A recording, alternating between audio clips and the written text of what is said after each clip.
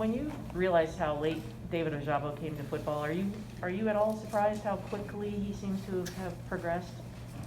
Well, we learned about it when we first got here.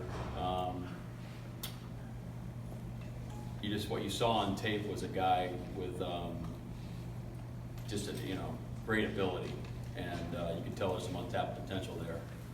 So it kind of made sense a little bit, actually, like once you realize his history. But his learning curve, like I was telling somebody the other day, I think he learns more football in a day than I did in like 2 years. He's just a sponge, soaks it all up. He's doing a great job. It's fun to coach. Have you raised the bar in terms of how much you're teaching him now, because he can Yes. absorbs it? Yeah, that's great. Yeah, great question.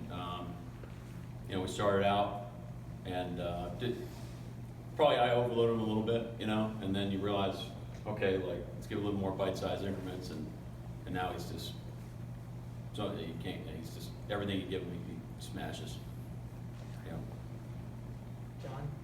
Can you talk a little bit about the challenge that Sean Clifford presents to the defense? Yeah, I mean he's a point guard. He distributes the ball really well.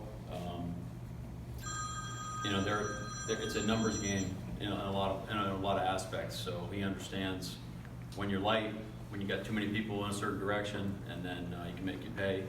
When it turns, and then they drop back more so than really anybody we've seen. And so they got a good package for him, and he reads it out well and gets it out on time. Obviously, he's got some great players on the perimeter. So that's somebody we got to handle as well. How do you assess the ascension of the secondary from when you first inherited them to what you've been able to see the last couple of weeks? Yeah, I think just the things I've been telling everybody, since we got here, it's just a steady improvement. Like last week, I said, I forget who I was telling, but it's like you close your eyes and I can see the play. Pre and post snap communication, pre snap alerts, post snap alerts. When you start to hear that, it means that they're starting to really get it. So we're not there yet by any stretch of the imagination, but that was cool. The communication the last 2 weeks have been really improved. So happy with that. Aaron? Mike, in your jump from the NFL to college, have you found yourself changing your approach to communication with individual players one-on-one about their role, about your expectations for them? Communication-wise, like interpersonal, no. I mean, it's really the same. I had a couple conversations with guys last week. So, hey man, we told you this from the get-go. Expectation standards. The way you play is you practice really well and you prepare. You put it on tape during practice, and that's what earns you an opportunity in the game. Now you got to go perform when the game hits. Then opportunities keep coming. If you don't do it, we give someone else the opportunity, and they're fully aware of when those opportunities are coming and going.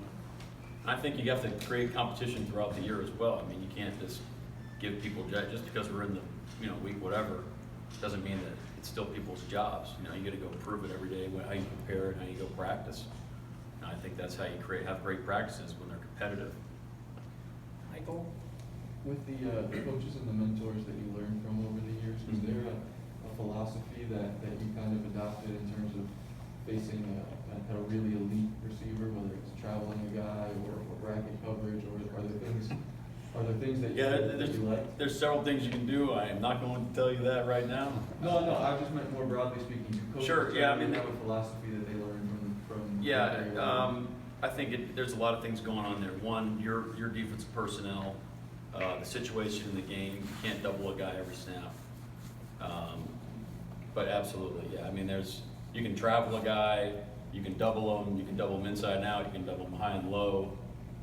You can double him with a DB, you can double him with a linebacker. It's just, you can drop a guy to that direction. You can travel a guy, if you have an elite corner. You can travel your elite corner with the second best player and then double the best player. Like, there's all sorts of things you can do. You learn that from football Twitter. And, I'm on that too. So.